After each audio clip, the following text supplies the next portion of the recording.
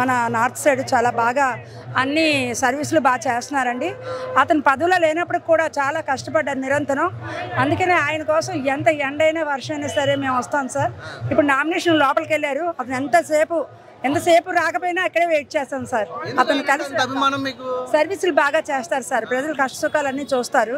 పదవి కోసం అతను ఆలోచించరు. ప్రతి వీధికి ఇప్పుడు గెలిచిన ఎమ్మెల్యేలు వెళ్ళారో లేదో కానీ కేకే రాజు గారు మాత్రం ప్రతి వీధికి కూడా వెళ్తారు సార్. ప్రతి గడప కూడా వెళ్తారు.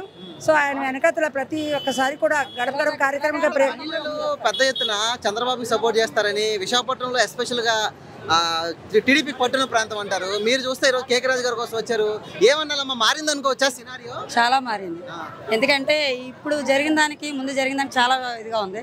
ఇప్పుడు మా పిల్లల గురించి ఏంటి, ఇప్పుడు జాబ్స్ అనేసి కూడా గవర్నమెంట్ జాబ్స్ లేకుండా ఒక ప్రైవేట్ జాబ్స్లో కూడా వాళ్ళకి పట్టుదల గట్టిగా ఉంది.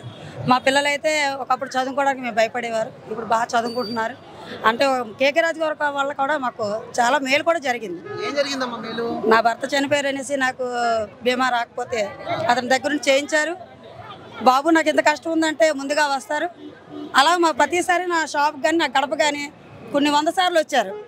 ఏమైనా మీకు ఏమైనా కావాలమ్మా ఏంటమ్మా అనేసి ఒక అన్నదమ్ముడిగా మాకు ఎప్పుడూ దగ్గరుండి చేస్తున్నారు.